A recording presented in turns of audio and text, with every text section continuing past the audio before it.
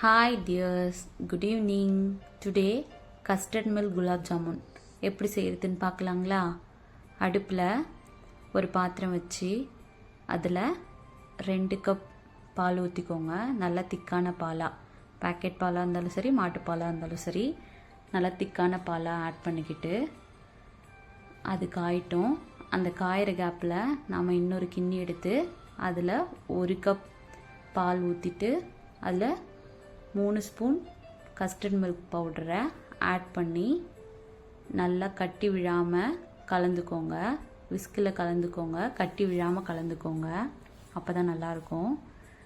அப்புறம் இந்த பால் காஞ்சிட்ருக்கு இல்லைங்களா, அந்த பாலில் நம்ம பால் அளந்து ஊற்றினோம் பாருங்கள், அதே கப்பில் 1 கப், உங்களுக்கு டேஸ்ட்டு அதிகமாக சுகர் டேஸ்ட் இருக்கணும் அப்படின்னா 1 கப் போட்டுக்கோங்க, இல்லைனா 3/4 கப் ஆட் பண்ணிக்கோங்க. நான் 3/4 கப் தான் போட்டிருக்கேன். போட்டு அதையும் நல்லா கலந்து பாலை காய்ச்சிடணும். இந்த ஸ்டேஜ் வந்ததும் நாம் என்ன பண்ணணும்னா, அந்த கஸ்டர்ட் மில்க் பவுடரை கலந்து வச்சுருக்கோம் இல்லைங்களா, அந்த பாலை பொறுமையாக ஊற்றி கைவிடாமல் கிண்டிக்கிட்டே இருக்கணும்.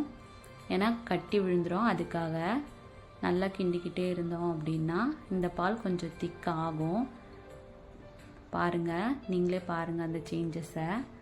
நல்லா காஞ்சிகிட்ருக்கு இல்லைங்களா, காஞ்சதும் பால் திக்காயிடுச்சு.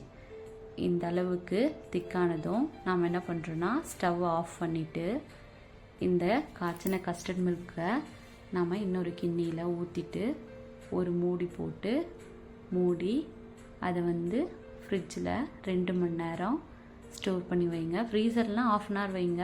கீழே வைக்கிற மாதிரினா 2 மணி நேரம் வச்சுட்டு இப்போ ரெடி டு சர்வுக்கு நம்ம ரெடி பண்ணிக்கலாம். ஓகேவா? கட் பண்ண குலாப் ஜாமுன் ஒரு பவுலில் போட்டுக்கோங்க. போட்டுட்டு அது மேலே அந்த கஸ்டர்ட் மில்க் இருக்குது இல்லைங்களா, சில்லுன்னு இருக்கும், அதை ஊற்றிக்கோங்க. ஊற்றிட்டு குலாப் ஜாமுனை அது மேலே வைங்க. 1 2 உங்கள் விருப்பத்துக்கு எப்போ வச்சுக்கோங்க.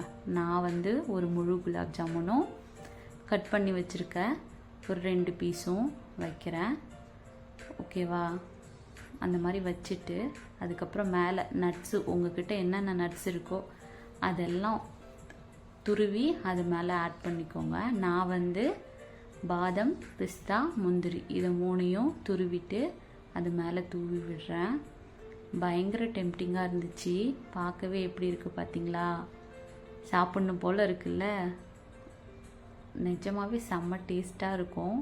நீங்கள் செஞ்சு குழந்தைங்களுக்கு கொடுங்க, சூப்பராக என்ஜாய் பண்ணி சாப்பிடுவாங்க. எங்கள் வீட்டில் எல்லாருமே நாங்கள் சாப்பிட்டோம். செம்மையாக இருந்துச்சு. நீங்களும் சாப்பிட்டு பாருங்கள். ஓகேவா? தேங்க்ஸ் ஃபார் வாட்சிங். பாய்.